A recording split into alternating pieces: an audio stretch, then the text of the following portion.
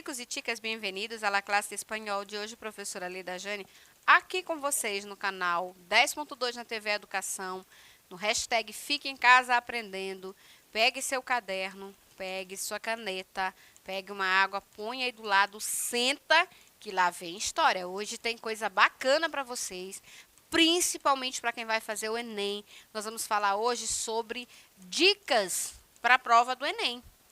Tá certo? Por quê? Porque vocês sabem como é a estrutura da prova do Enem de línguas. Então, são interpretações textuais. Aparece gramática? Aparece. Mas é bem raro. Então, você precisa ter um bom vocabulário, né? Você precisa ter uma maletinha de vocabulários que você ande ali o tempo todo com você, porque você vai precisar disso para a prova do Enem e qualquer outras provas que vocês venham a fazer, vocês precisam mesmo da questão do vocabulário. Então, hoje a gente vai dar dicas nessa aula de hoje, tá? Sobre interpretação textual, baseado no texto da aula passada, que nós falamos de tecnologias, né? Pois é, então já caiu na prova do Enem textos sobre tecnologia. Então, hoje a gente vai falar um pouquinho sobre isso. Mas antes de nós começarmos, eu quero convidar vocês para acompanhar a gente lá no Instagram, tá? @plataforma Gonçalves Dias. Lá, essa semana está recheada de dicas para o Enem, de insights e de trechinhos interessantes que vão despertar em vocês algumas coisas que talvez estejam lá adormecidas, pequenas dicas, macetes, para facilitar para vocês na hora do Enem. Aqueles pequenos lembretes que a gente sempre deixa no cantinho do livro, né? Num determinado assunto a gente faz aquele risquinho lá com marca-texto. Então, acompanhe lá a gente que vai ter essas dicas. Não esqueçam também de assistir as nossas aulas aqui e também na plataforma Gonçalves Dias, porque lá, além das reprises dessas aulas, né, que vocês assistem ao vivo, fica lá salvo para você assistir depois, em qualquer momento. E tem também as apostilas, e tem o material, tem mais atividades, tudo isso para você não ficar sem treinar, sem estudar e sem aprender e assimilar aquilo que a gente está passando aqui na TV para vocês. Quem não puder estar no YouTube, quem não puder estar na TV, pode ouvir pelo celular, no Spotify e também pode ouvir na Rádio Timbira, 1290 MHz. Todo dia tem um programa hashtag Fique em Casa Aprendendo, das 16 às 17. Então, vem comigo e vamos conhecer um pouquinho mais sobre interpretação de texto nas provas do Enem. Então, tipos de texto que caem nas provas de espanhol, como acertar essas questões, né, de provas de espanhol e alguns exercícios para vocês. Tipos de textos que caem nas provas de espanhol no Enem. É muito interessante quando você quando você é marinheiro de primeira viagem no Enem, você vai fazer a primeira vez a prova. Muitos adolescentes, muitos jovens, quando estão no segundo ano, se inscrevem na prova para fazer um teste. E, às vezes, eles conseguem até passar, né? Mas se inscreve como teste. E fica aquela dúvida, que língua eu vou escolher para fazer minha prova? Ah, mas espanhol é mais fácil, porque espanhol eu consigo traduzir mais fácil. Já tem aqueles que têm uma aptidão melhor pelo inglês. E tem aqueles que dominam uma outra língua. Tá? Independente do que você escolher no Enem, o importante é que você tenha vocabulário, tá? Então, quanto mais palavras você conhecer, melhor para você fazer tradução e interpretação de qualquer texto que caia na prova do Enem.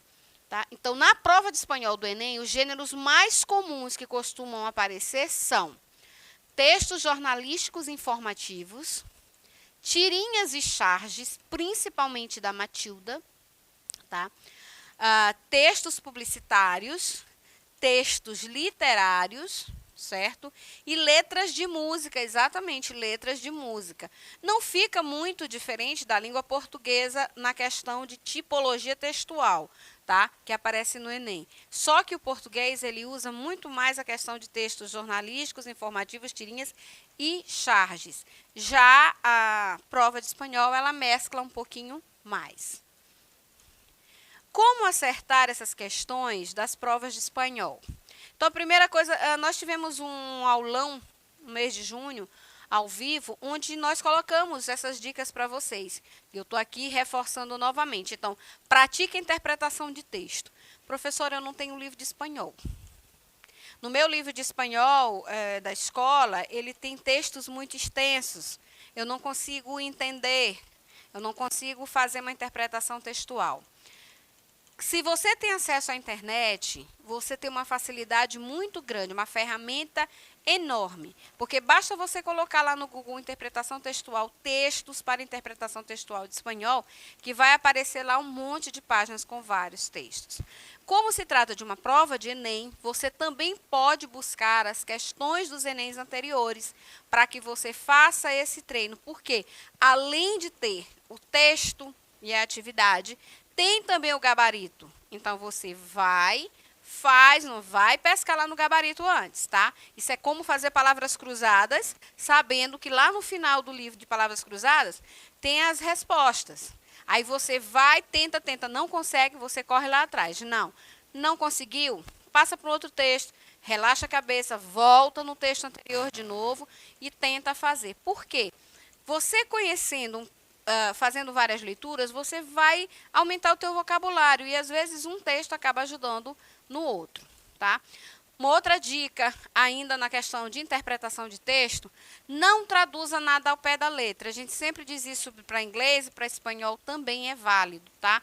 Porque tem os falsos cognatos e se você for traduzindo ao pé da letra, você pode confundir uma ou outra palavra. Aplique técnicas de leitura. Nós falamos do skin, tá? Do SCAM e do skin. Quando nós falamos lá na aula, no aulão do Enem, do Terceirão Não Tira Férias, tá? Então, são duas técnicas que tanto servem para inglês quanto para espanhol, qualquer idioma, para fazer esse treino, essa técnica de leitura. E uma das dicas que a gente dá para as provas de línguas é que, principalmente espanhol, que você tem mais facilidade de traduzir, é que você veja o título do texto, da questão, passe um olhar rápido, porque você vai conseguir identificar alguma coisa, e vá para o enunciado da questão. Lá no enunciado da questão, você vai focar no que ele está te pedindo, tá? Então, sabendo o que ele está te pedindo, você vai nas alternativas, aí você volta para o texto. Porque aí você vai conseguir ter uma lógica de tradução mais prática, mais fácil, e a sua chance de acertar aquela questão é quase 100%, digamos 97%, tá? De chance de você acertar. Eu até garanto para vocês uns 100%. Se você fizer a coisa direitinho, com bastante atenção. Ver o enunciado da questão para você ver a problemática, ver a problematização, ver o que aquilo está me pedindo. E aí você lê as alternativas e vai para o texto. Então, não tem erro, certo? Enriqueça seu vocabulário. Como eu posso enriquecer meu vocabulário se eu não tenho o hábito de estudar espanhol, se eu não me sento para ler um livro de espanhol, como em português eu leio, né, vários livros, porque eu domino a língua, domino, entre aspas, né, a gente sabe que que é muito difícil dominar a língua portuguesa. Como eu faço esse baúzinho de vocabulário de espanhol? Gente, hoje é muito comum as pessoas assistirem série. Então, quem tem a possibilidade de assistir séries, né, pelos diversos canais de séries que tem por aí, assistam séries em espanhol. La Casa de Papel, por exemplo, é uma série extensa e que tem um vocabulário bem rico. As palavras que você não conseguir entender, assista com legenda, porque você vai fazendo associação.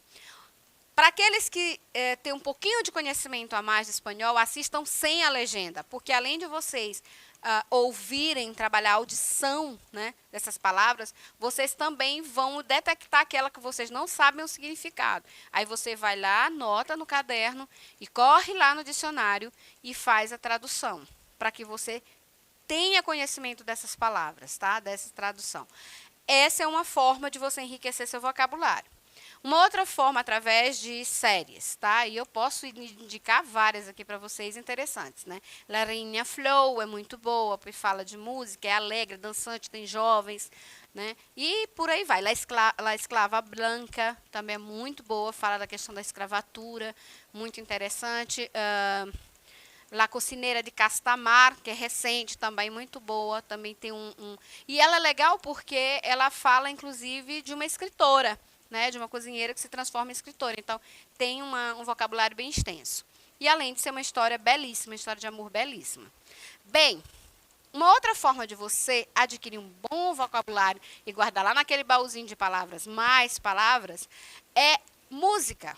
Pois é, quem é que não gosta de música? A música alegra a vida da gente, música faz a gente dançar, se movimentar, né? Deixa a gente leve.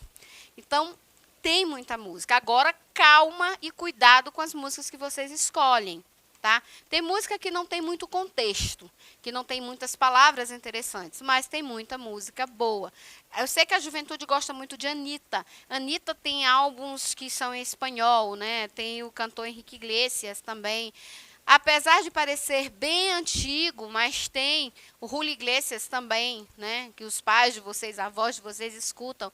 Não custa você ouvir as músicas, são letras bem significativas, tá? E entre eles, esses três, tem inúmeros que vocês estão acostumados, o Fauzen, né, com o próprio Despacito, que fez muito sucesso, e entre outros, vocês sabem que o ritmo, né, o ritmo caribenho, né, esse ritmo de salsa, de merengue, de bachata, ele está muito no auge no momento, então tem muito material bom para vocês aí.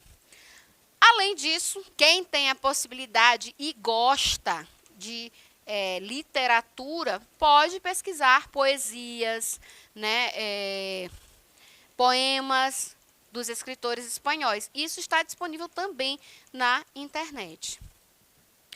Faça uma revisão da gramática. Bem, eu dei alguns tópicos aqui na época para vocês de gramática e recentemente também na videoaula passada desse assunto, nós também falamos, você precisa conhecer os tempos verbais, você precisa conhecer adjetivos, pronomes, tá? Então, são coisas bases, tá?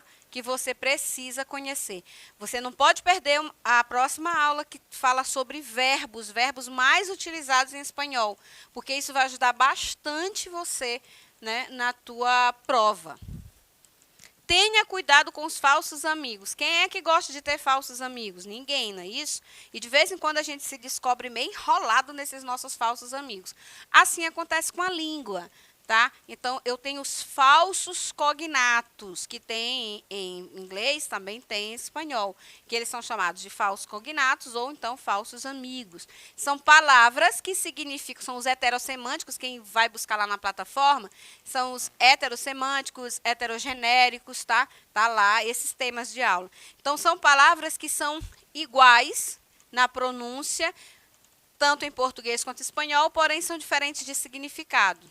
Tá? Às vezes são iguais na escrita e a pronúncia é diferente, mas o significado é igual. Então, é preciso ficar muito atento.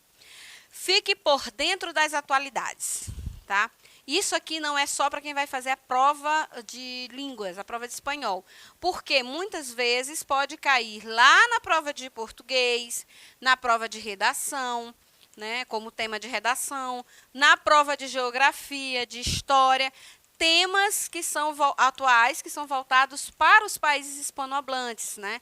Como toda aquela questão de Cuba, né? A questão da Venezuela. Então, isso tudo pode cair. Se você tiver conhecimento, você facilita para você, tanto na disciplina de espanhol, quanto em outra disciplina.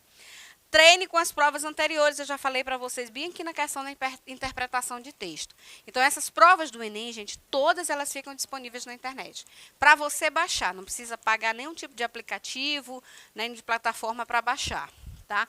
Então, treine com as provas anteriores. E treine com a gente também, porque lá na plataforma, lá no YouTube, tem aulas voltadas exclusivamente para essa temática, tá certo? E muitos exercícios. Vamos agora aqui para um exercício para uma prova da prova de 2019 da aplicação regular. Millennials. Quem que já ouviu esse termo, né? Muito comum, né? Geração cringe. Eu sou cringe, né? Segundo eles, eu sou cringe, né?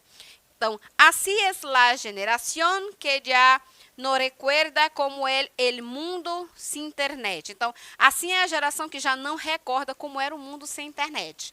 Vocês, né, jovens de hoje, não conseguem viver se não tiver internet, né? Dá uma pausa assim na vida de vocês. O WhatsApp bugou outro dia, ficou algumas horas fora do ar e eu vi gente pirando, né? Onde eu estava, meu Deus, não tem internet, como é que eu vou falar, como é que eu vou ver rede social, tá? E não foi só o WhatsApp e o Instagram, então travou todo mundo, certo? Então, o tema do meu texto é exatamente essa geração que não sabe mais, não recorda como era o mundo sem internet. Eu não vou, do jeito que eu estou ensinando para vocês, eu não vou agora, no primeiro momento, ficar perdendo tempo com a leitura. Eu já sei de que se trata, mais ou menos, o texto. Então, o que é que eu vou fazer? Vou lá no enunciado da questão. Então, o texto aponta características e interesses da geração Y, que é também chamada de millennials. Nele, a expressão dejar su huella refere-se a um dos desejos dessa geração, que é o de. Observem uma coisa, a maioria dos textos das provas do Enem, de espanhol, elas vêm, o texto em espanhol e o enunciado em português. A maioria, tá? E as respostas também, o que facilita para vocês. Então, não tem muito mistério. E olha, professora Michele, não estou puxando sardinha para espanhol não, tá? Mas é bem mais simples e bem mais fácil. Não que as provas de inglês também não venham no mesmo formato, tá, gente? Então, aqui eu tenho o enunciado da questão. O que é que eu vou procurar lá no meu texto? O texto aponta características e interesses. Eu já sei do que meu texto está falando, tá? De características e interesses dessa geração Y ou geração millennials, tá?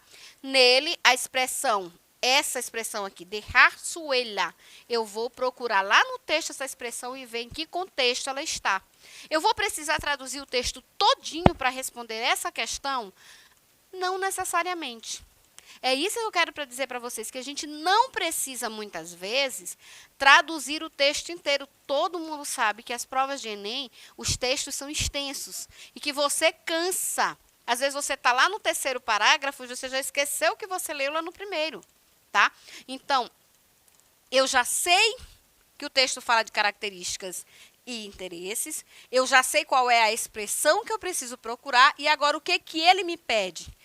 É um dos desejos da geração. Eu quero saber qual é dessas 5 alternativas aqui que corresponde a essa expressão bem aqui. Vamos lá no texto.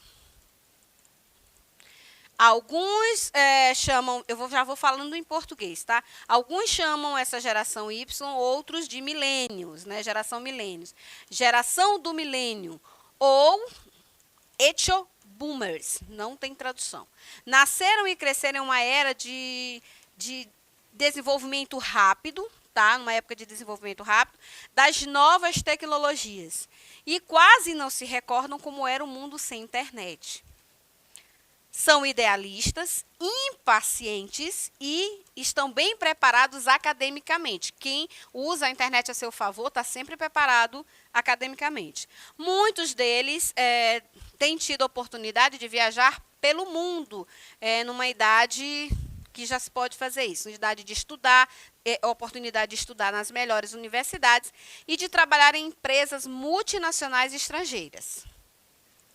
A geração Y é composta desse tipo de pessoas que querem tudo de uma vez. O nosso jovem hoje, ele quer tudo a tempo e a hora, né?